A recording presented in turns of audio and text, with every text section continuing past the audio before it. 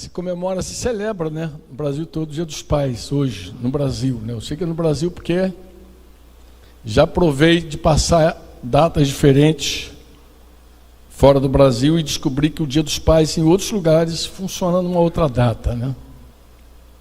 E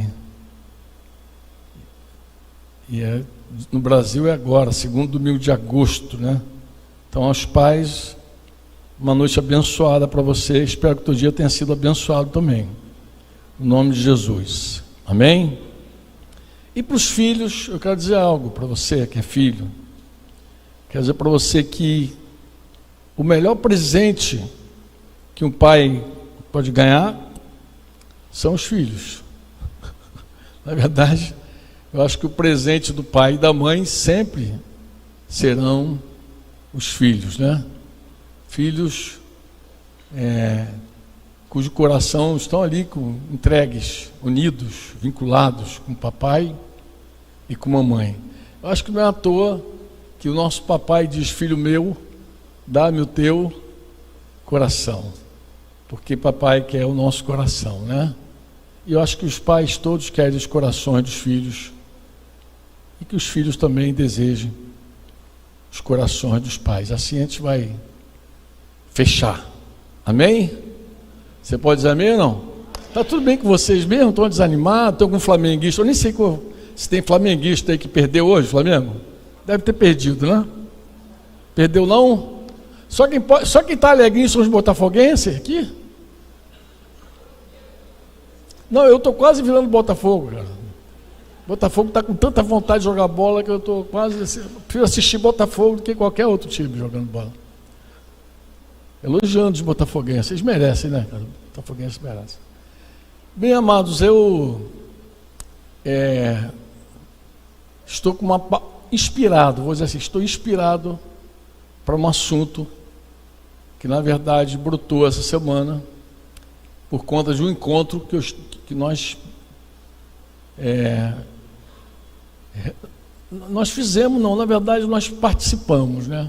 A responsabilidade foi dos irmãos lá do Quality, lá da Zona Norte, mas um encontro de mulheres, e eu fui convidado para ministrar ali, e nesse encontro eu fiquei muito inspirado. Na verdade eu passei alguns dias inspirado para esse encontro de mulheres, sabe? Porque era um assunto que já vinha batendo no meu coração há algum tempo, né? Eu acredito que esse assunto ele surgiu numa quinta-feira, deve ter umas 3 ou 4 quintas-feiras atrás, li, de repente me lembro aí, li que você estava junto. Nós estávamos ali na casa de um outro discípulo chamado Paulo, e nós estávamos celebrando ali. Na verdade a gente foi para ter comunhão, assim. Eu digo, quando eu falo comunhão, irmãos, eu não me refiro àquela coisa de comer, ficar batendo papo. Não é essa comunhão que eu me refiro. Eu acho até que a gente compreende muito mal a palavra comunhão. Comunhão, ela vai além, ela transcende aquele momento de você ficar sentando para comer. Eu estou falando isso porque, em geral, é assim.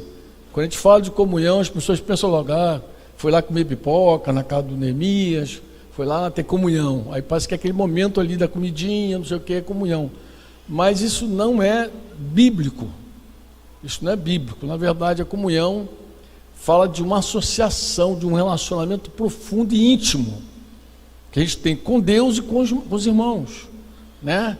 Daí a koinonia. Koinonia é muito mais do que isso. Se você tem dúvida do que eu estou falando, você pode abrir a tua Bíblia. Vou pegar aqui, não era esse texto que eu ia ler não, mas como eu mencionei aqui rapidamente para vocês sobre isso, você pega a tua Bíblia, abre lá em 1 João capítulo, logo no capítulo 1, logo versículo 3, né?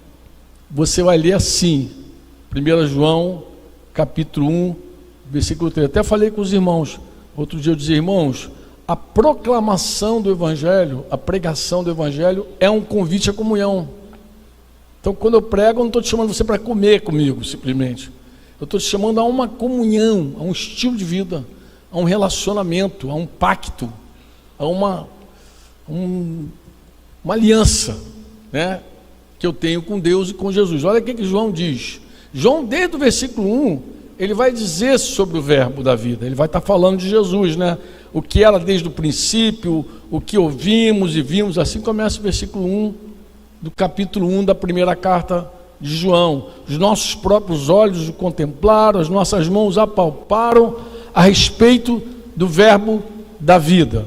Mas no versículo 3, ele vai dizer assim: o que vimos e ouvimos, anunciamos também a vocês. Agora olha só o que ele vai dizer: para que também vocês tenham comunhão conosco. Tu vê que a pregação do Evangelho é um convite à comunhão, para ter comunhão conosco. E ele vai dizer: ora, nossa comunhão é com o Pai e com seu Filho Jesus Cristo. Então, quando você proclama Jesus, você está convidando a pessoa, você está chamando a pessoa a participar de uma comunhão contigo. Mas João deixa claro com quem ele tem comunhão. A nossa comunhão com quem? Com o Pai e com o seu Filho Jesus Cristo. Eu poderia dizer assim, agregar assim, por meio do Espírito Santo. É Pai e o Filho. Essa comunhão, irmãos, é esse relacionamento íntimo que a gente tem com o Pai, que se chama comunhão. É o que a gente quer que todas as pessoas participem quando a gente fala do Evangelho. Então, pregar o Evangelho é um convite literal, uma convocação, um convite para você participar de uma aliança, de um compromisso, porque de uma associação, a mesma que eu tenho com meu Pai, com Jesus, eu quero que você tenha também. Então é um chamado à comunhão, é um convite à comunhão. Amém? Você diz amém ou não? Então está tudo bem com vocês? Ah, mas bom vê-los, tá? Estou feliz por vê-los, por estar aqui hoje no nome de Jesus. Quero de verdade que nossa comunhão, a comunhão que a gente tem com o Pai e com o Filho, essa comunhão seja cada vez mais profunda, mais ampla também, amém? Que outras pessoas possam participar dessa comunhão. Então, voltando ao assunto que eu estava dizendo, e o texto que eu ia ler com vocês era 1 Coríntios 11, por quê? Porque eu estava falando de um momento em que nós fomos para a casa do irmão, e lá nós sentamos, temos comunhão, porque a gente compartilha a palavra, a gente compartilha a vida, a gente ora, né? Estava assim, naquele dia gostoso, né, ali. Mas também, que já foi? Tem 3 semanas exatas, eu imaginei que era isso. Mas aí, eu tinha falado para o Paulo, vamos partir o pão, vamos cear. E aí naquele momento final ali, nós começamos a cear. E eu fiz uma pergunta ao Paulo. Eu falei assim: Paulo, na verdade eu fiz a pergunta dos irmãos, mas acho que Paulo que acabou respondendo, né? Paulo, escrevendo aos Coríntios no capítulo 11, ele chega a dizer que quando aqueles irmãos se reúnem, no versículo 20, capítulo 11, ele vai dizer assim: quando vocês se reúnem no mesmo lugar, não é a ceia do Senhor que vocês comem. Não é a ceia.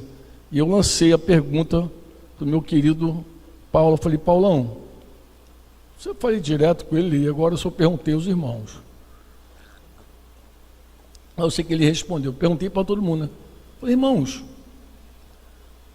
por que Paulo está dizendo que não é a ceia do Senhor? Tem pão, tem vinho, os elementos estão ali, tem a igreja reunida, mas ele está dizendo, não é a ceia do Senhor que vocês estão tomando. Não é a ceia do Senhor. É outra coisa, não é a ceia.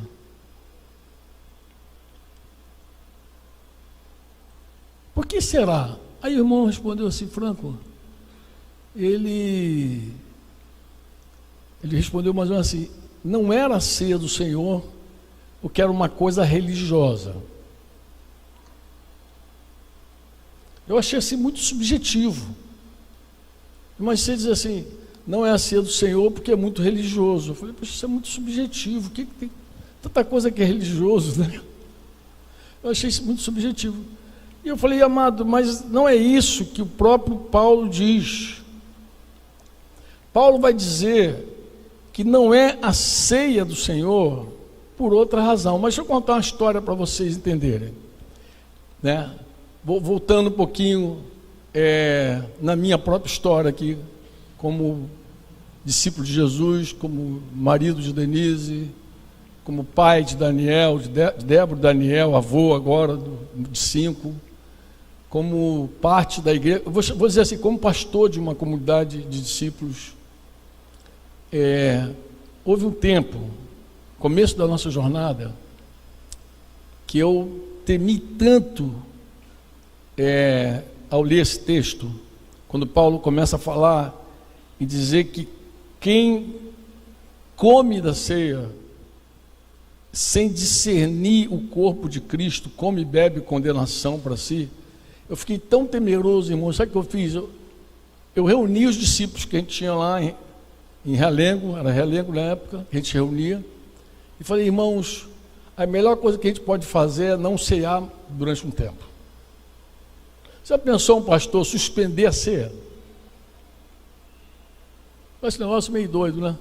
Fonseca caminhava conosco, bem jovenzinho ainda.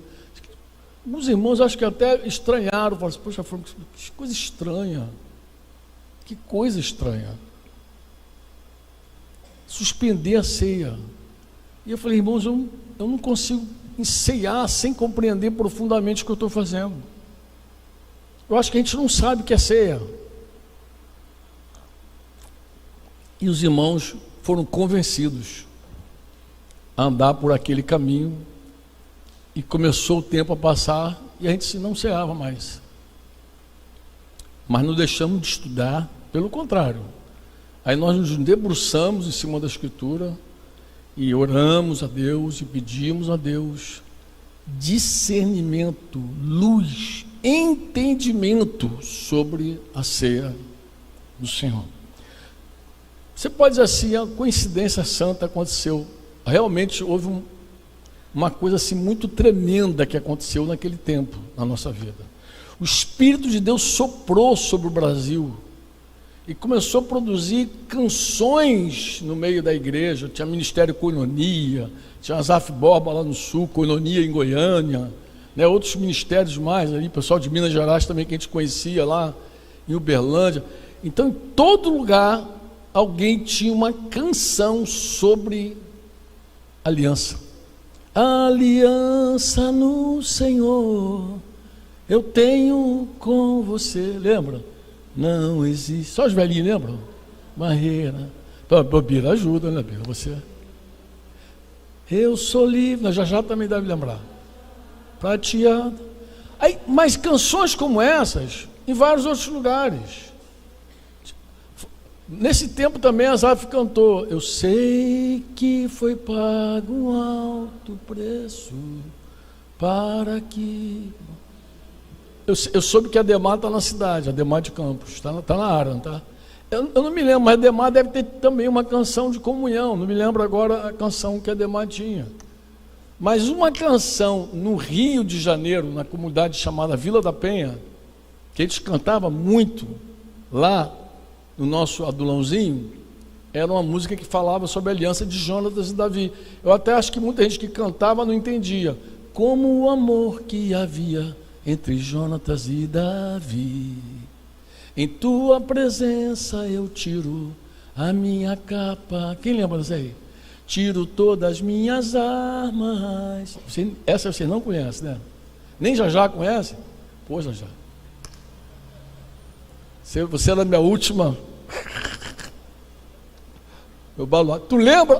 Zé lembra, porque o Zé também passeava lá no Rio, pô. Tu lembra, Zé? Contigo eu faço uma aliança de amor, de te proteger do ataque dos inimigos. Contigo eu faço uma aliança de amor, de te fazer. A Lúcia, lembra? A Lúcia, você já estava lá em Adulão nessa época, né, Lúcia? Pelo amor de Deus, né? Se não lembrasse também, eu ia tirar o tubo aqui. Era um tempo em que a igreja falava de aliança, de compromisso. Aliança no Senhor tenho com você. Aí Asaf cantou, eu sei que foi pago um alto preço. A Daniel cantou Corpo e Família, né? Corpo e Família. Recebi um novo coração do Pai. Coração. Essa música do Daniel já vi em vários idiomas já. Passeando por aí, viajando, já vi essa canção do Daniel em vários idiomas, né? E falando dessa comunhão, dessa aliança. E aí Deus começou a abrir a palavra para nós. E nós começamos a compreender de verdade o que Paulo estava dizendo. Por que Corinto não estava tomando a ceia, embora tivesse pão, embora tivesse vinho, não era a ceia do Senhor. E nós entendemos, claro, e não podia ser a ceia do Senhor, porque Paulo diz que embora sendo muitos, somos um só pão. Diga comigo, embora sendo muitos, somos um só pão. E Paulo está dizendo que a igreja de Corinto está dividida. Ela está dividida. Na verdade, o que motivou aquela carta foi aquela divisão. Paulo fala da divisão, porque eu fui informado que há no meio de vocês, aí falou dos partidos, né? De Apolo, partido de... Aí começou a dividir, de Pedro, né? Cefas, de Paulo, dele mesmo, tinha gente lá que era de Paulo, fechadão com ele, e tinha até uns que não aceitavam nenhum partido, mas estranhamente dividia também assim, dizendo, eu sou de Cristo. Aceitava a divisão, eu sou de Cristo, e Paulo então faz a pergunta fatal. Ele pergunta, por acaso Cristo está dividido? Cristo está dividido por acaso? A pergunta que ele faz para aquela igreja, especificamente. Cristo está dividido? Porque você imagina, Paulo, ele teve um encontro com Jesus, ele se converteu num encontro com Jesus, literalmente. Ele estava perseguindo a igreja, lembra lá no caminho de Damasco, pegou cartas, ficou mais vou dizer assim, embasado não, ele ficou mais competente para prender, para perseguir, né? Ele estava revestido de maior autoridade para isso. E naquela perseguição à igreja, naquele caminho, naquele dia abençoado para Paulo, uma luz brilhou, que ele disse que era mais forte do que o sol. Eu penso que é por isso que naquele dia, quando Jesus voltar, diz que o sol, a lua, tudo vai perder sua luz. Porque a luz de Jesus é tão poderosa que o sol perto dele fica fraco. E apaga, né? Você diz amém? Paulo tem aquele encontro e Jesus pergunta a Paulo, Saulo, Saulo, por que você me persegue? Claro que Saulo não entendeu a princípio nada, mas chamou Jesus de Senhor, já caiu chamando Jesus de Senhor, caiu da montaria chamando ele de Jesus, mas como assim te persigo, né?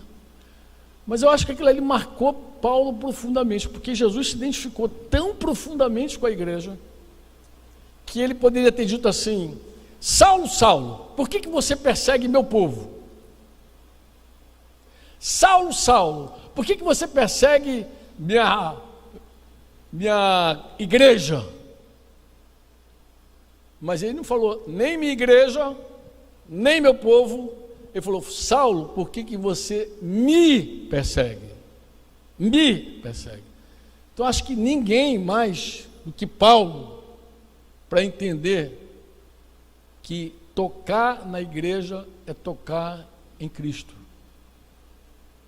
E a igreja é o corpo de Cristo. É tanto o corpo de Cristo que ao perseguir a igreja, Paulo estava perseguindo o próprio Cristo. Quantos me entendem? Quantos dizem amém? Uma identificação total. Então Paulo agora está dizendo, gente, vocês não sabem o que estão fazendo. Por acaso Cristo está dividido? Ele está falando, é o corpo dele. A igreja é o corpo de... E por que eu não posso cear, Franco? Quando eu estou dividido com meu irmão, por que eu não devo cear? Por dentro pode tudo. Por que eu não devo cear? É simples. Porque ao comer do pão, você come do corpo. Desde a época que você tomava a hóstia lá. Corpore Cristo. Aí tu abria o bocão e botava a hóstia lá dentro. Amém. Então, era o corpo de Cristo. Eu nunca vi ninguém cuspindo hóstia. Eu nunca vi alguém dizer, opa, isso aqui é o Jailton. Jailton não passa aqui na minha garganta. E nós temos esse termo todo, a gente tem essa terminologia toda. Fulano, eu não engulo. Como é que tu não vai engolir parte do corpo de Cristo? Não, passa. O irmão está aqui, estou com o irmão engasgado aqui. Meu irmão, alguma coisa grave você tem. Se você engasgou com o teu irmão, algo grave aconteceu contigo. Vai ter que desengasgar, meu irmão. Quantos me entendem? Olha, irmãos, o que eu falo para vocês, eu acho que eu já falei em outro tempo, mas vou repetir. Vou dizer como apóstolo, não me canso de falar as mesmas coisas com vocês. Preste atenção. Quando você lê as Escrituras, você vê que Deus não tolera nenhuma divisão. Deus não suporta. Ele não suporta. E outra coisa, Ele julga. Olha que tu fala, está falando uma besteira, amado. Capítulo 5, Sermão do Monte. Jesus fala, se você for colocar a tua oferta no altar, e lembrou que teu irmão tem algo contra você, você interrompe o teu culto, interrompe a tua oferta, e vai reconciliar primeiro. E é uma das poucas instruções bíblicas que a gente ouve o Senhor dizendo, vai depressa. Vai, rápido, reconcilia logo. Vai reconciliar com o teu irmão, porque teu irmão é mais importante que o teu culto. Mas como assim é mais importante que o meu culto? Nós estamos acostumados, infelizmente acostumados, vou usar a palavra melhor, porque isso é mais do que costume, isso faz parte da nossa natureza caída. Nós, infelizmente, valorizamos mais o visível do que o invisível. Esse problema, eu falei ontem com as irmãs no encontro de mulheres, né? Imagina eu falar com as mulheres sobre visível e invisível, mulher que valoriza tanto o que é visível, né? Pedro, 1 capítulo 3, falando para as mulheres, ele diz que a tua beleza não é o visível, não é teu cabelo engrenado, tuas joias, teus adereços, tua roupa, mas você tem uma beleza dentro de você, interior, que é um espírito incorruptível. Ele fala de algo interior, mas o problema não é da mulher só, o problema é nosso. Quando Adão, lá no capítulo 3 de Gênesis, ele cai lá, entra em pecado, diz que quando o casal ouviu a voz do Senhor, ele se escondeu. Adão vai dizer para Deus, eu ouvi tua voz, eu tive medo e me escondi. Ele se cobriu com uma folha, mas se cobriu de quem? Se Deus vê tudo, inclusive o primeiro nome na Bíblia que Deus recebe de uma escrava chamada Agar, capítulo 16 de Gênesis, é justamente esse: tu és o Deus que me vê. Deus vê. Agora, Deus não vê como eu vejo, como você vê. Ele falou isso para o profeta Samuel. Samuel já havia ungido Saul como rei, um homem alto, bonito, pá, bonitão. Aí Deus rejeita Saul e diz, não, vou levantar outro rei. Esse está rejeitado, vai ungir outro rei. E ele vai ungir na casa de Jessé um rei. E quando pinta aquele primeiro filhão de Jessé, deve ter o mesmo porte de Saul, assim, bonitão. Ele falou, é esse, com certeza. E Deus falou, não, não é esse. Esse eu rejeitei. Como não é esse? Um profeta não se equivoca. Não, o Senhor falou, o homem olha a aparência, eu olho o coração. Sempre foi assim. Desde Gênesis, do comecinho foi assim.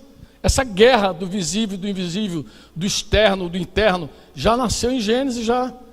Adão tenta encobrir o que ele está vendo, mas externamente. Deus não está vendo teu coração, meu amigo? Aí, a primeira história bíblica, interessante, trágica ao mesmo tempo, Caim e Abel. Aí decidem lá os dois irmãos a ministrar a Deus uma oferta ao Senhor. Começou com a oferta. Diz que Abel pega das primícias do rebanho, separa. Também Caim faz uma oferta para o Senhor também. Pega lá dos frutos, ele é agricultor, pega dos frutos e também faz uma oferta. Mas diz a Escritura que Deus olhou, pode depois conferir. Ele olhou para Abel, sua oferta. Nessa ordem. Olhou primeiro para o homem, depois para a oferta, e não se agradou de Abel. Fez a mesma coisa que Caim. Olhou para Caim, para a sua oferta, e não se agradou de Caim.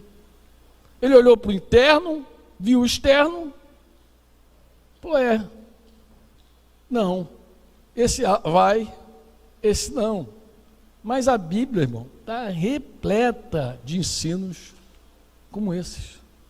Essa guerra nossa do interno e do externo, do visível e do invisível, é direto.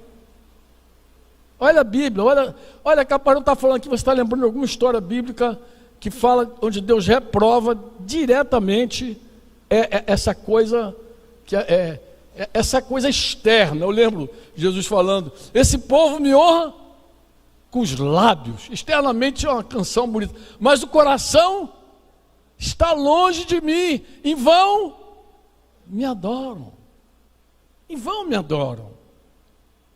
ensinando preceitos que são meramente humanos. Ensino doutrina de homem. Como a igreja que ensina a doutrina de homem adora a Deus? Não, adorar a Deus tem que ser em espírito e em verdade. É algo interior. Pode ter expressão exterior? Pode, deve. Mas qualquer coisa exterior que não está respaldado por um interior, para Deus não está aprovado, Ele reprova. Pode ter cara, pode ter imagem, pode ter som, mas se não está respaldado no coração, aí Deus reprova. Então vai ler vários textos, eu podia separar aqui vários. Eu separei alguns, vamos lá. Provérbios 16, 2. Eu gosto disso aqui, porque isso aqui é parte da essência, né? É assim: todos os caminhos do homem são puros aos seus olhos. Então, ó, quando o homem fala, é próprio dele, tudo é bom quando ele, principalmente quando ele quer alguma coisa. Quando ele está obstinado, meu, tudo é puro aos olhos dele, tudo é bom. Mas o Senhor pesa os espíritos. Deus pesa a essência. Pode falar, pode até impressionar, mas Deus pesa o espírito. Deus pesa o que está dentro do coração, que queima, o que está, o que a gente chama de segundas intenções. Deus pesa aquilo que você não disse.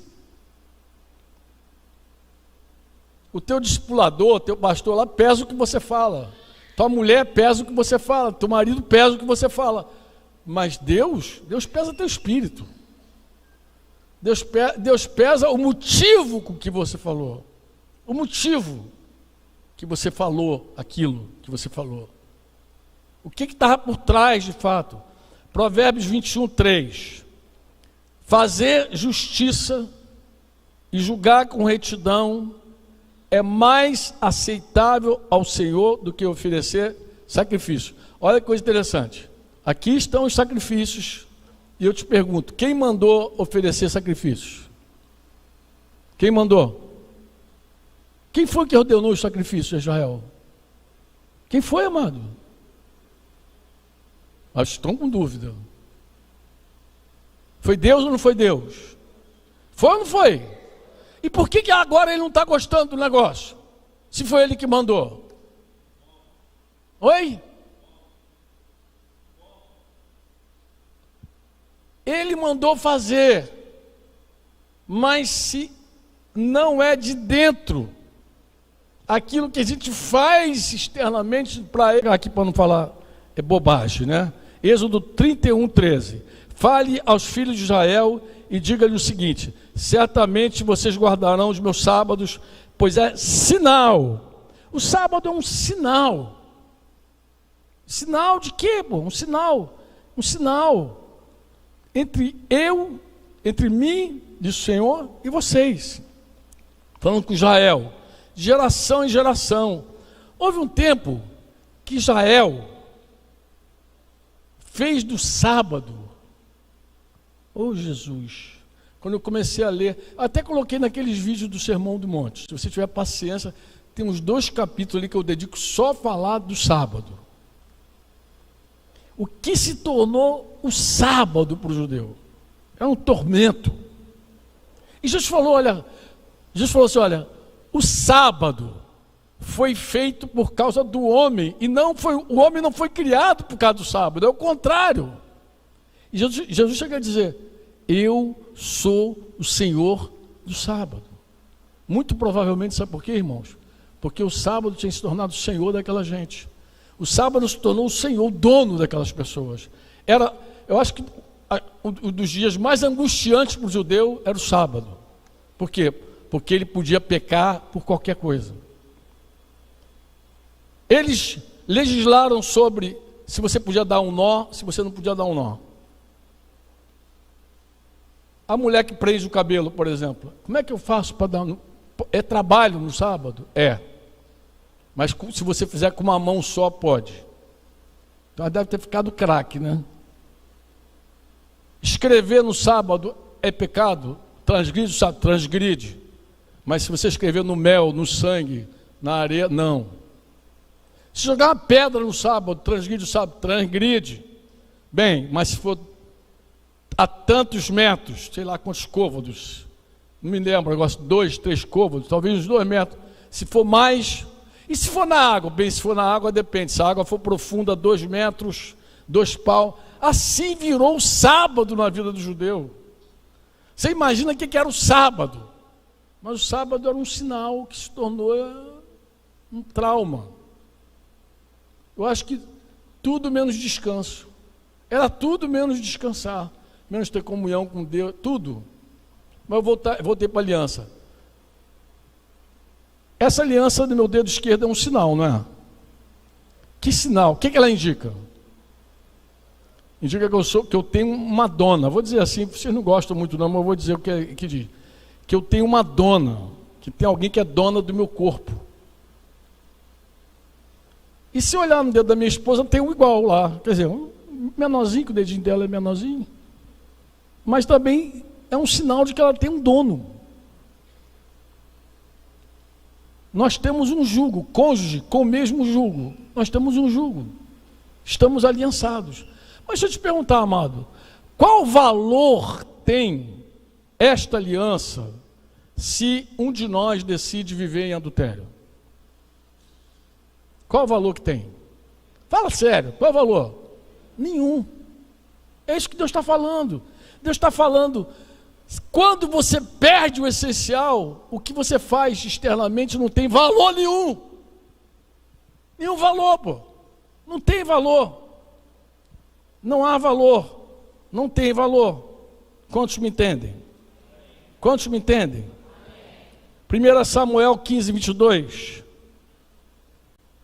O Senhor diz assim, será, uma pergunta que Samuel fez para Saul lá, vocês lembram da história? Será que o Senhor tem mais prazer em holocaustos e sacrifícios do que no obedecer a sua palavra? Será que Deus tem mais prazer nesses rituais todos que a gente faz externamente para provar não sei o que para alguém, do que a essência da obediência à palavra dele? Ele está perguntando. Ele está perguntando, eis que o obedecer é melhor do que sacrificar. Ele respondeu, o ouvir é melhor do que gordura de carneiros. Deus não associa uma coisa com a outra. Quando o negócio, Olha o que Provérbios 15:8 diz. Lê aí o que Provérbios 15:8 diz. O Senhor detesta o sacrifício dos ímpios. Está escrito. Eu sei que tem gente que, não, mas Deus detesta. A gente está num tempo de misturar tanta coisa, né? Mas Deus detesta, Deus não curte. O que não passar pelo sangue de Jesus, Deus não quer. O que não passar pela cruz, Ele não aceita. Não aceita. Deus não quer. Eu lembro de um empresário, hoje ele é meu amigão, na época, quando ele começou a caminhar com a gente. Rapaz, o cara mesmo me deu uma cantada. Dinheiro é um negócio muito doido, né? E eu falei para ele assim: olha, amado, vou te fazer um pedido. Pedido, para o teu bem. Não entregue primícia. Até você de verdade entender o que é isso. Você não entende.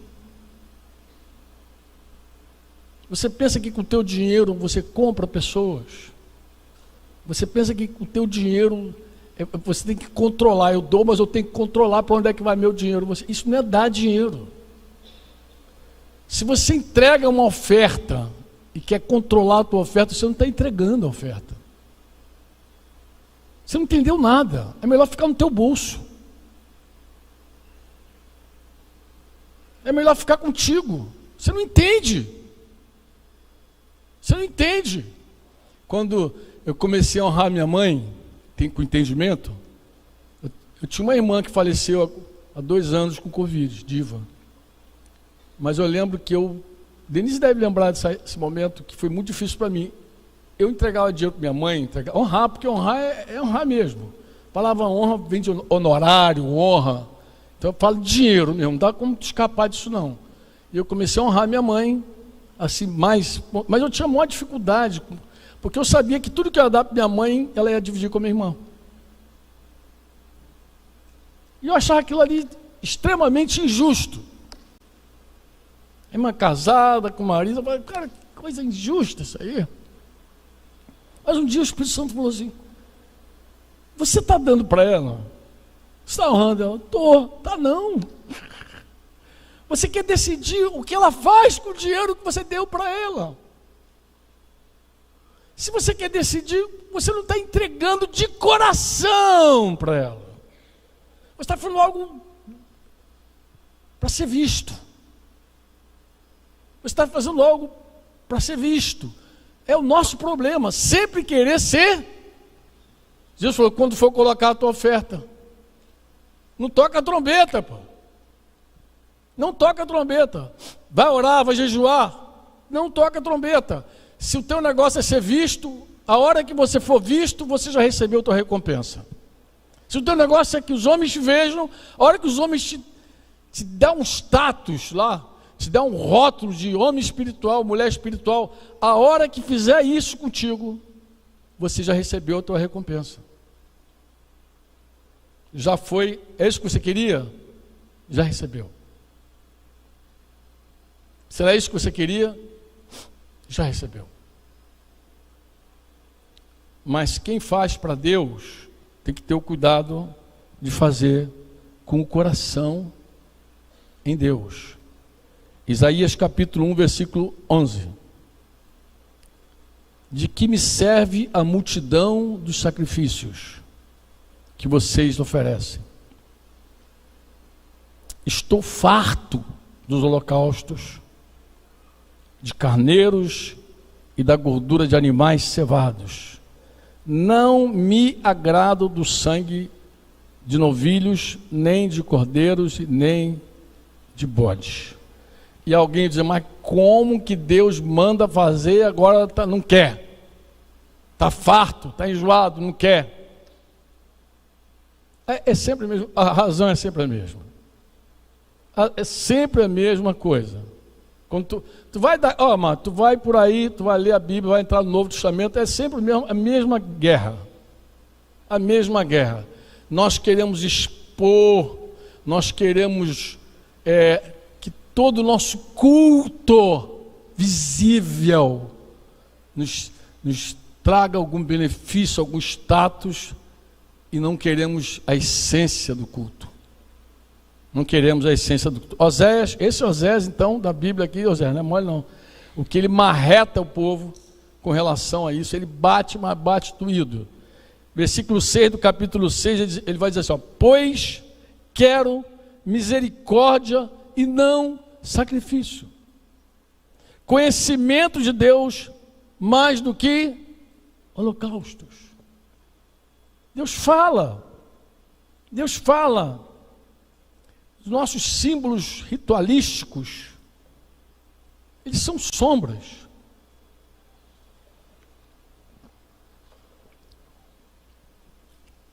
Hebreus fala isso, que são sombras de coisas espirituais. Irmãos amados, nós precisamos ter atenção com isso, de coração. Quantos de vocês me entendem?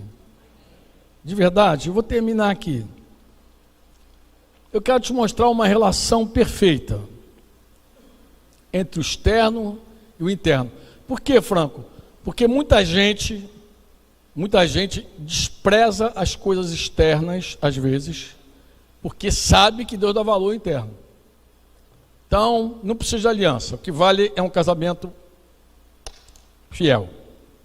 Amado, eu me escandalizo ainda quando eu vejo um homem casado sem aliança. Eu estava no encontro de pastores lá no Chile, até ganhei um anel. Tinha um casal que fabricava anel lá. Falou assim, Franco, a gente vendeu tanto anel, queria te dar um anel de presente. Eu falei abertamente para os vários pastores sem aliança no dedo.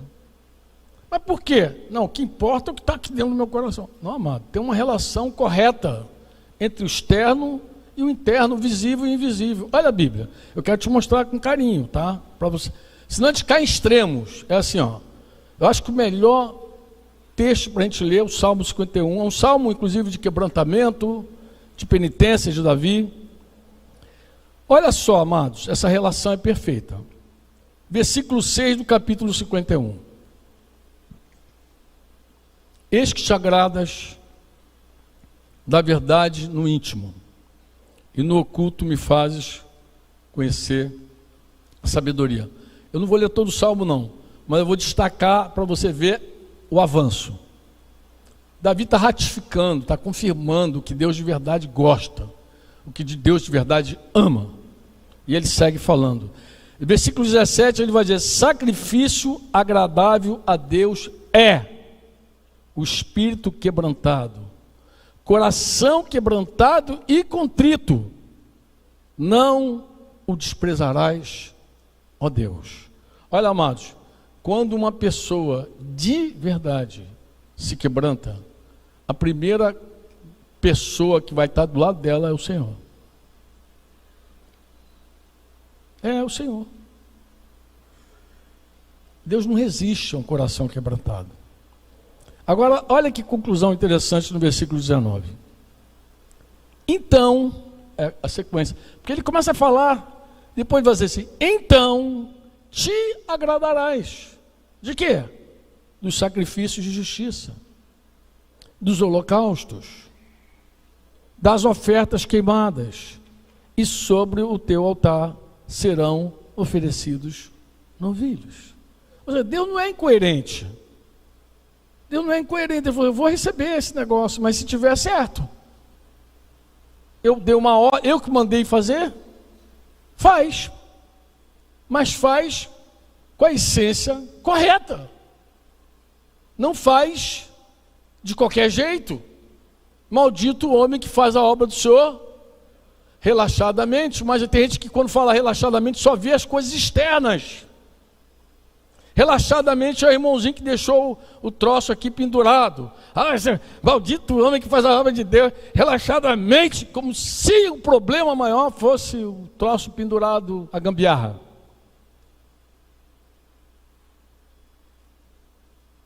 Rasgai. Completa. Os vossos corações e não as vossas vestes. A gente segue dando valor externo, Mas a real, irmãos, é que as coisas externas só terão valor quando as coisas internas estiverem no lugar.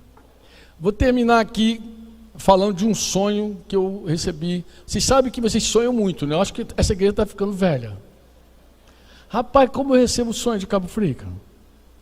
Os irmãos me contam muito sonho, 1, 2, 3, 10, e vai embora. E eu, pacientemente, dentro do que eu posso. Olha só, irmãos, quando você me manda um WhatsApp, uma mensagem, eu não tenho como parar e ver imediatamente. Primeiro, porque minha caixa está cheia.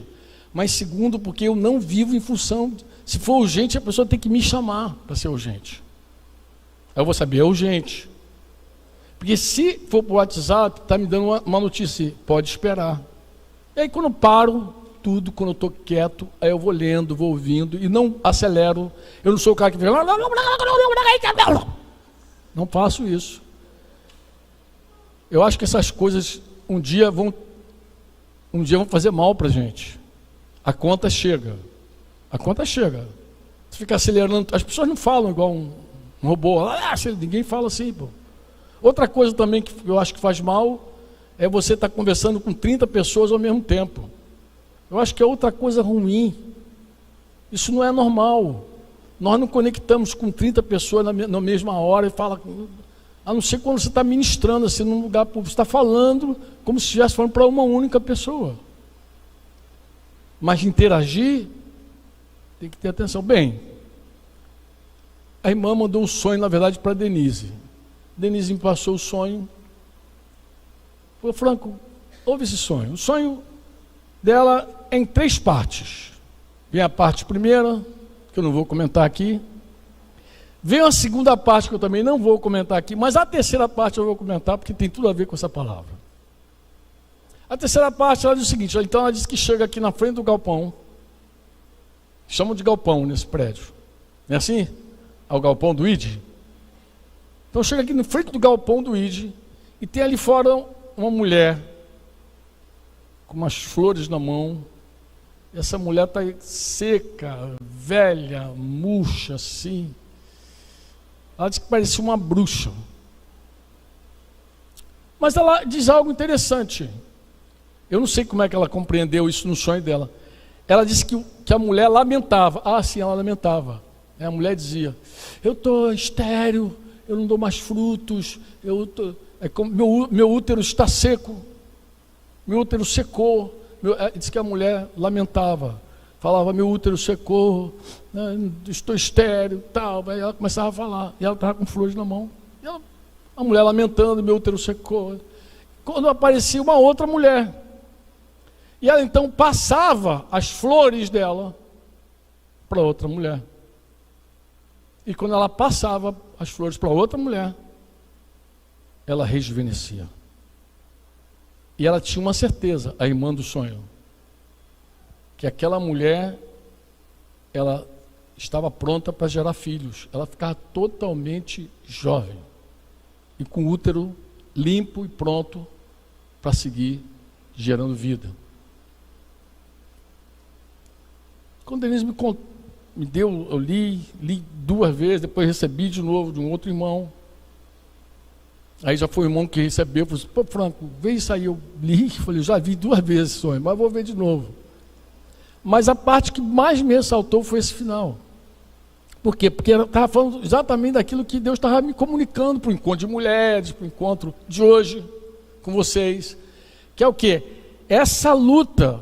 Porque as flores são algo visíveis, é uma beleza visível. Toda flor que está na mão é uma beleza visível. Por isso que a mulher gosta de se enfeitar tanto, ela gosta de ser bela, né? Eu não condeno, e nem Deus condena. Deus criou você e você gosta de ser bela. Amém ou não? Você gosta de ser bela. Só que tem uma beleza maior que está dentro de você. É isso que Pedro diz. Cuidado para você não colocar foco só na beleza visível. Você precisa colocar teu foco especialmente na beleza invisível. Por quê? Porque a beleza visível com o tempo acaba. A invisível, não, com o tempo, ela melhora, fica mais bela com o tempo. Aquilo que está dentro de você, o espírito manso dentro de você. O que me tocou nesse sonho? É porque, irmãos, eu tive assim um discernimento de que esse sonho estava falando da gente, da comunidade, da igreja, que em algum momento está tão apegada à sua beleza externa, a sua reputação está tão ali apegada, enquanto se apega, seca. Está tão preocupado com o que as pessoas pensam, o que as pessoas vão falar, que enquanto isso, seca. E vai perdendo vida, e vai perdendo vida, e vai perdendo vida. E a hora que ela renuncia àquela beleza externa, ela não tem mais nada. Só tem ela. É a hora do renovo. É a hora que ela prova o milagre. É a hora que a vida volta para ela. E eu falei, meu Deus, é isso mesmo? E eu falei com o Senhor, Senhor, se é isso que tu está falando, tu vai me dar condição de eu compartilhar isso com meus irmãos, dia dos pais lá. Quinta-feira, irmãos, eu acordei doente. Eu não falei para ninguém aqui. Acordei doente. Sabe quando você acorda assim que está garganta queimando igual fogo? E você diz, eita, babou. A primeira informação que vem na cabeça é assim, essa virose aí no mínimo 7 dias de cama. Por hábito, irmãos. Hábito mesmo, minha fé, tá? Denise está ali. Eu não aceito o que é o senso comum. Eu acho que o senso comum, muitas vezes, está destituído de bom senso. Pior, o senso comum não é a palavra de Deus. A palavra de Deus é a palavra de Deus e pronto. Então, em geral, quando isso acontece, eu apresento a Deus meus compromissos. Eu digo, Senhor, tem misericórdia de mim, porque eu tenho compromisso amanhã, sábado, com as mulheres. Eu tenho que entregar um livro, eu tenho que terminar de escrever esse livro. Eu tenho que sábado estar com um grupo de mulheres que está já com tudo pronto. E domingo eu gostaria de estar em Cabo Frio, com meus irmãos. Tem misericórdia de mim, Senhor. Apresentei a Deus, nosso papai, meus compromissos já assumidos. Depois ordeno meu corpo. Como assim, Franco? Eu falo com o meu corpo. Assim como o salmista diz, bendiga ou bendiz a minha alma, o Senhor, tudo que é em mim, bendiga o seu santo nome, assim como ele ordena ele mesmo a abrir a boca e falar bem e louvar o Senhor, eu também ordeno meu corpo e digo para o meu corpo, reage. Em nome de Jesus, reage. Você tem que servir a Deus.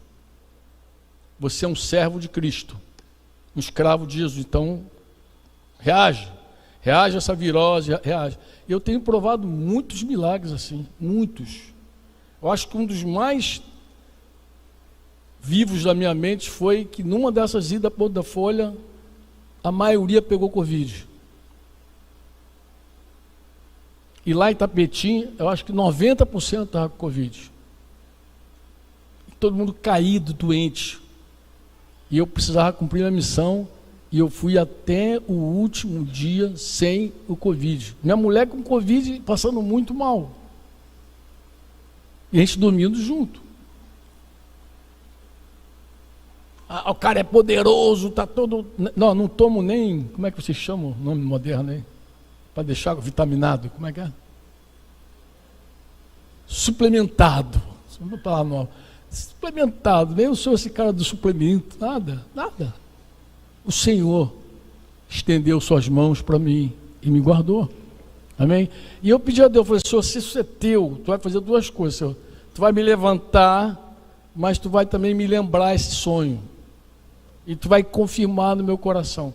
Então, o que eu quero deixar com vocês nesse Dia dos Pais? Eu queria deixar um presente para você. Qual é, Franco? Renuncia a essa toda a reputação, todo cuidado da alma. Renuncia. Vai com os pastores aqui, estão Samuel lá atrás, estão vendo Tulinho, estão vendo os 3 mosqueteiros aqui. Amados, em nome de Jesus, acima de tudo esteja a palavra de Deus na vida de vocês. O que as pessoas pensam, o que vocês pensam, o que as pessoas sentem, o que vocês sentem, não é mais importante do que a palavra de Deus.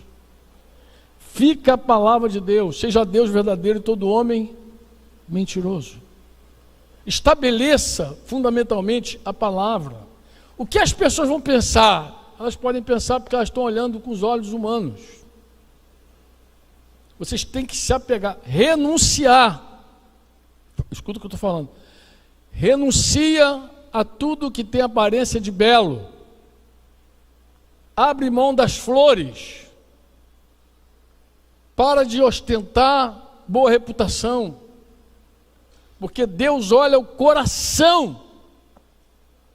Não se preocupe em discursar bonito e dizer que está tudo lindo e maravilhoso. Não façam isso, irmãos. Em nome de Jesus, não façam. Vão para Deus diante do Senhor e quebranta, como alguém orou hoje. Acho que foi você, Jéssica. Derramar o coração diante de Deus. Derrama o teu coração diante do Senhor. É isso que Ele quer. Deus quer um coração derramado. Sair do palco lá em cima, vir para o palco aqui embaixo, com o coração lá em cima, não resolve. Não resolve também quando me ajoelho aqui, se o meu coração não está ajoelhado. Nada externamente impressiona o Senhor, se não for primeiro dentro do coração.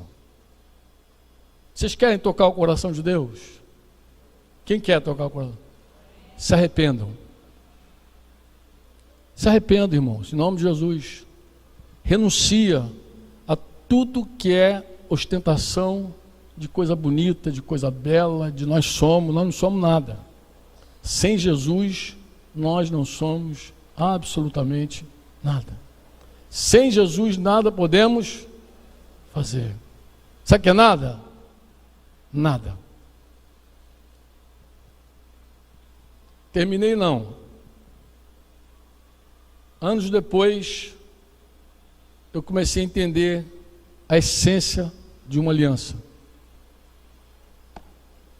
A primeira pessoa, obrigado, Senhor. Primeira pessoa que eu fui cear na minha vida, assim, depois desse tempo, foi com a minha esposa. Sentei com Denise, peguei o pão, Denise se assustou, o que tu vai fazer? Eu falei, filha, a gente vai cear. Por quê? Eu falei, meu amor, eu nem me lembro as palavras que eu te entreguei quando eu me casei contigo, no dia 4 de dezembro de 1982. Eu estava tão bêbado, que eu entrei para aquela cerimônia, nem sei o que o padre falou. Mas eu já entendi o que a ceia do Senhor é para a minha vida. E eu sei que é para a tua vida. Me distraí com o Denise ali. Uma aliança, um pacto, um acordo. Como Deus honra a palavra, o acordo, a aliança. E aí, nós ceamos, eu fiz então, renovei meus votos com ela. Falei, meu amor, naquele dia, eu não me lembro, como eu falei, mas eu quero te falar agora o que eu pretendo. E coloquei mais uma vez minha vida. Eu já tinha dito isso em algum momento, mas eu falei, não, agora eu quero aqui diante do Senhor, como parte do corpo de Cristo que nós somos, debaixo do sangue da aliança de Jesus, o sangue da aliança eterna, eu quero colocar a minha aliança contigo. Eu quero sujeitar a minha aliança com você. E aí, ministramos, oramos, não me lembro se choramos, muito provavelmente choramos, porque a gente chora, também a gente chora, tá? E depois, o que fizeram? Próximo passo foi pegar um casal íntimo nosso, casal de discípulos íntimo. Foi, Dedê? Denise, vamos cear com esse casal. Chamamos esse casal para ela e começamos a falar sobre igreja, corpo, compromisso, aliança. Cantamos a música para eles, como o amor que havia entre Jonatas e Davi. Em tua presença eu tiro a minha capa. Capa? A capa não é só um vestuário, não, amor. A capa de Jonatas, ela diz assim, tu vai reinar em meu lugar. Era assim, inclusive, que a música dizia, tu vai reinar em meu lugar. Então eu falei, irmãos, eu estou aqui para dizer que o meu desejo, o meu compromisso contigo é te fazer reinar no meu lugar. Eu não quero que você ser rei sobre você. Eu não quero reinar sobre a tua vida. Eu quero lavar teus pés. Eu quero ser um lavador de pé. Então eu quero ser teu servo, teu conservo, dá o nome que tu quiser. Mas eu não quero reinar sobre você. Eu quero abrir minha vida, meu coração, eu quero. Aí nós partimos o pão.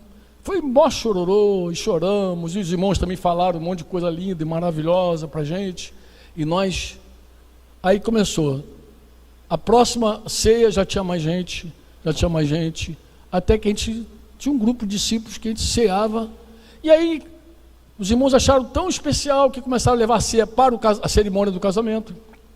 Então, por que vários irmãos pedem a ceia no casamento? Por causa desse tempo nosso, dessa época. Isso tem muitos anos, Bira, muitos anos. Outra coisa que os irmãos faziam é o seguinte: quando pegavam o pão da ceia, eles saíam do seu lugar, iam, sentavam com o outro e trocavam palavras.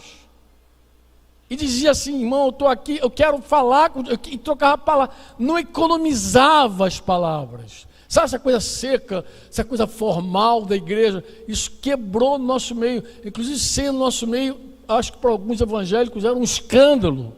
Parecia um troço desordenado, porque um saía de um lugar, que saía do outro, o pessoal se encontrava em vários lugares para partir o pão. Mas não é só partir o pão, partir a palavra, dizer com sinceridade o que eu espero viver com você. Igreja é vínculo, igreja é aliança, igreja é compromisso, igreja, irmão, é palavra que você coloca e mantém, e sustenta, e vai até o fim. Quando alguém assim, por que vocês não desprezaram fulano? Nós temos uma aliança com ele. Se ele desprezar a aliança, é problema dele. Agora, do meu lado, não. É igual casamento.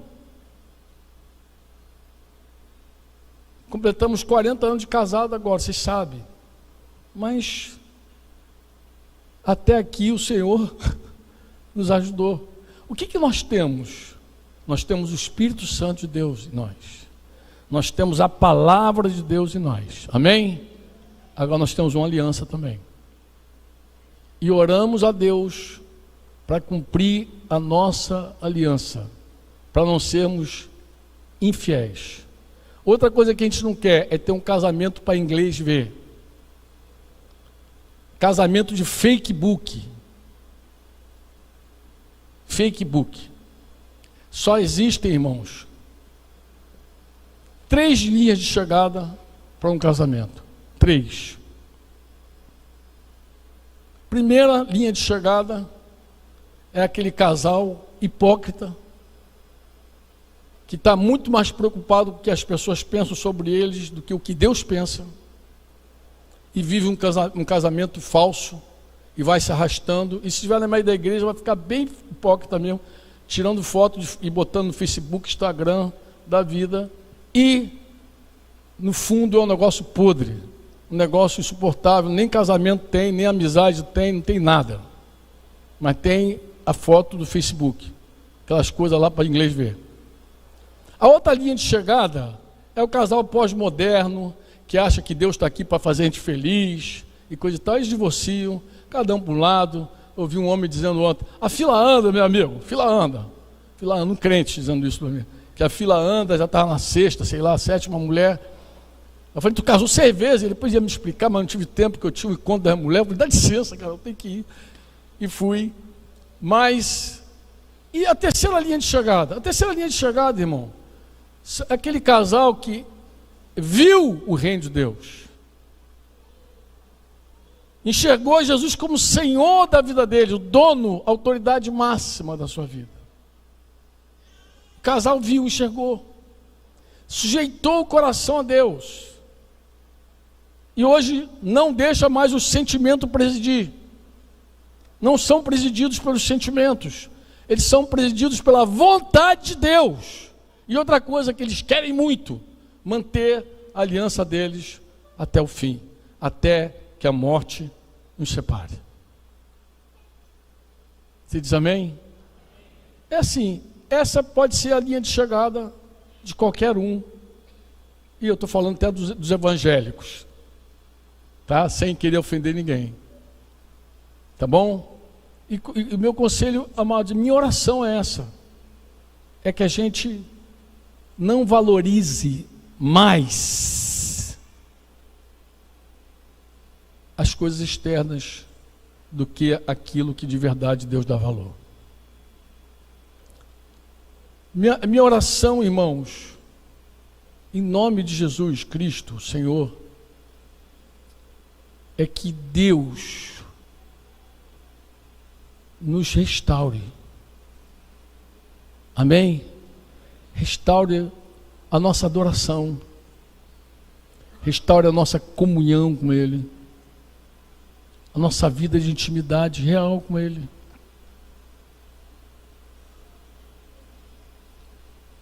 E que a gente seja livre, igual a gente cantou aqui, Neemias. Livre de verdade. Livre mesmo. Livre de verdade. Livre para amar. Livre para perdoar. Livre. Amém? Livre. Livre sem se preocupar com o que vão falar. Imagina que você é uma mulher, uma esposa, e agora não estou falando do encontro de ontem, uma esposa cujo marido te traiu, te magoou, coisa e tal, mas está arrependido, pediu perdão a você, quer restaurar o casamento, mas você está machucada, ferida, você está com a tua confiança abalada. E a confiança é interessante, porque quando a tua confiança abala, o teu amor fica... Por que amor fica assim, quando a confiança abala? O amor, porque a gente diz assim, eu amei fulano e recebi uma facada. Aí a confiança abala, e aí a tua primeira providência é não amar mais. Então, de uma certa forma, a confiança sustenta o teu amor. E vice-versa, teu amor sustenta a tua confiança. Mas vamos dizer que teu caso seja esse, talvez em casa, assistindo pela internet. Teu caso seja esse. Mas sobre tudo isso, o que mais pesa para você é a vergonha. De quê? Da tua mãe, da tua tia, da tua sogra, da tua vizinha, da tua amiga da faculdade. Tu é uma otária. Tu vai perdoar esse cara? Tu é uma besta. Tu vai perdoar esse cara? Essa opinião pública. Talvez o que mais te aflija um ser humano é essa vergonha. Ou o contrário, vamos pegar um outro caso, um caso que eu já ouvi esse ano, que passou pelo menos umas 3 vezes, 2 vezes com certeza. Homens de Deus que caíram em pecado, quando surpreendidos no pecado e arguídos, dizem, mas por que você não pediu ajuda? Por que você não falou com a tua mulher? Por que você não falou com algum pastor amigo teu? Por que você não abriu teu coração com o teu discipulador? Porque a resposta foi igual. Eu estava com medo. Como Adão, tive medo.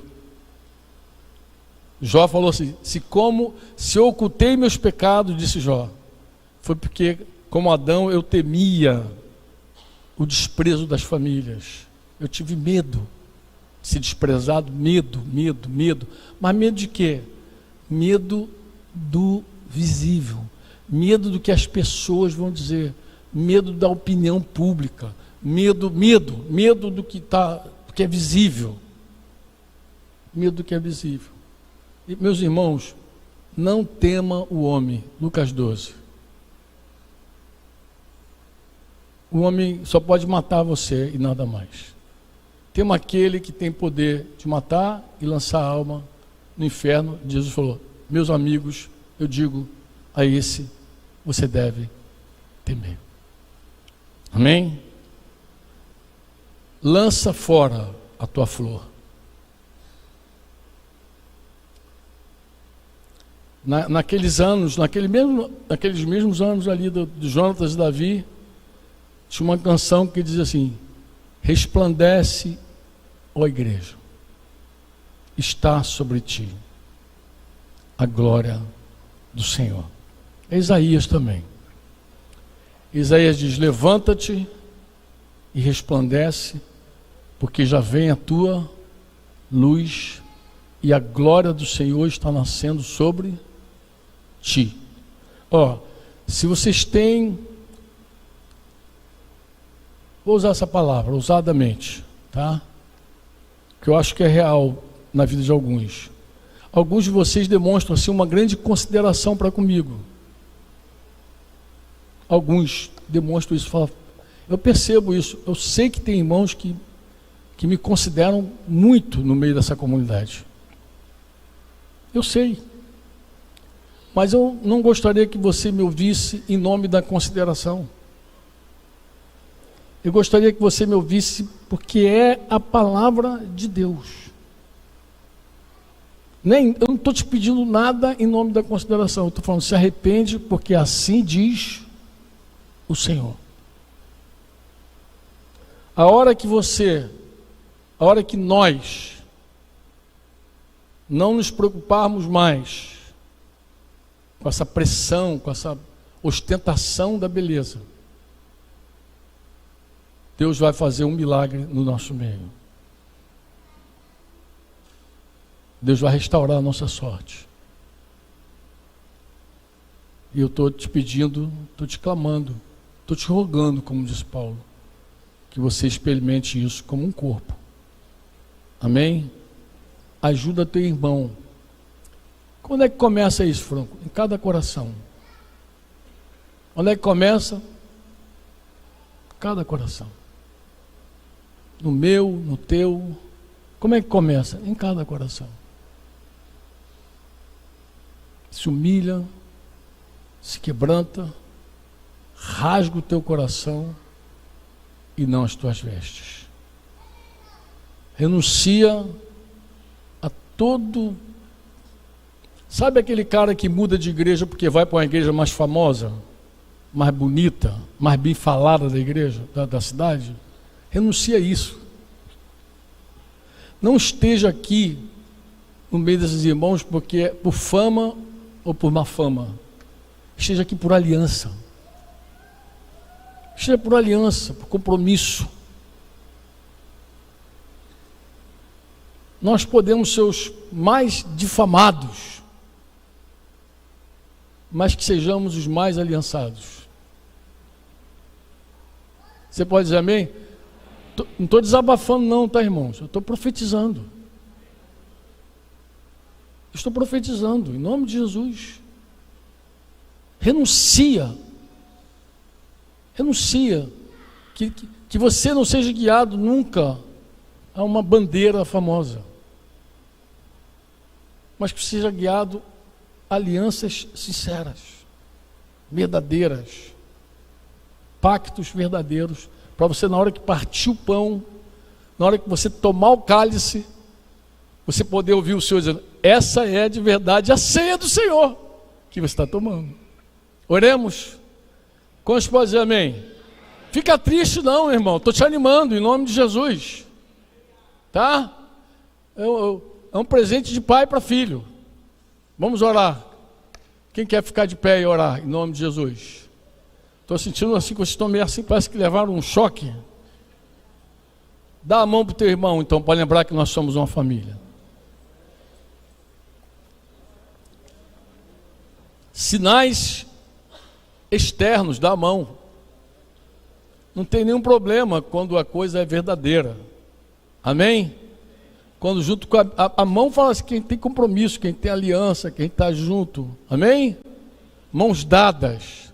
Como diz a canção do nosso querido lá, eles estenderam suas mãos para mim. Eu não sei o que seria da minha vida sem irmãos, sem amigos que com o amor de Jesus mudaram o meu coração. Quando sem destino algum eu caminhava para o fim, eles estenderam suas mãos para mim. Papai, nós te damos graças no nome poderoso de Jesus Cristo, seu Filho. Não temos assim, Senhor, palavras para te render, para falar da nossa gratidão, que defina isso, Pai. O nosso louvor, nossa adoração, a gente não tem palavras. Mas, Pai, nós queremos fazer um pedido único como igreja. Quebranta o nosso coração. Restaura a nossa sorte. Pai, que seja exatamente como o sonho daquela jovem mãe.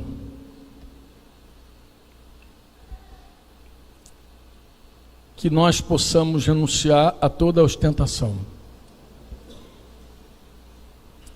Que nós possamos, de verdade, rasgar o nosso coração diante de Ti. Mais do que exibir vida, nós queremos ter vida. Jesus amado, amado Jesus, Tu disseste a uma das Tuas igrejas: tem nome de que vive, mas está morto.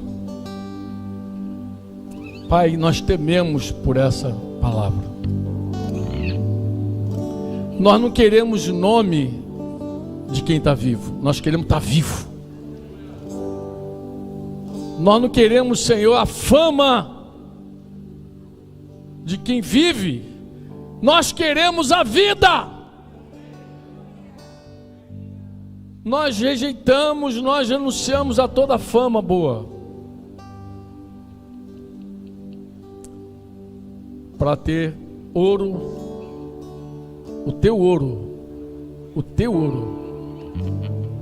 para ter as Tuas vestes, para ter o Teu colírio nos nossos olhos, Senhor. Sopra, Espírito Santo, entre nós, em nome de Jesus. Como igreja, nós renunciamos a qualquer fama, qualquer ostentação, para que a vida de Jesus seja real em nós. Restaura o nosso útero, restaura a nossa sorte, restaura a nossa vida, Senhor. Pai, em nome de Jesus, em nome de Jesus Cristo, Teu Filho, faz-nos ver com os Teus olhos, com profundidade. Faz-nos voltar ao primeiro amor. Queremos o Teu ouro, queremos as Tuas vestes, queremos o Teu colírio, queremos o Teu óleo, queremos o Teu, sim, Senhor, o Teu louvor, porque a Tua palavra diz, Senhor, que não é aprovado o homem que louva a si mesmo, mas aquele homem a quem Tu louvas, Senhor. Que sejam os Teus lábios, os Teus próprios lábios, falando a nosso respeito, Senhor. Não só aqui em Cabo Frio, Senhor, mas em todo lugar. Que sejam os Teus lábios testemunhando, Senhor, acerca da nossa aliança, acerca da nossa vida como igreja, acerca, Senhor, de nós. É a nossa oração. É a nossa oração. Eu oro também pelas famílias, pelos casais aqui, Pai. Casais que estão ostentando um casamento falso. Pai, que esses casais renunciem a tudo que é mentiroso, a tudo que é falso, a toda fama que não é verdadeira, para experimentarem a Tua vida, a Tua glória e a Tua bênção, Pai. Pai, faz um rebuliço mesmo no meio dessas famílias, Senhor. Toca esses casamentos aí, traz para a verdade, Pai.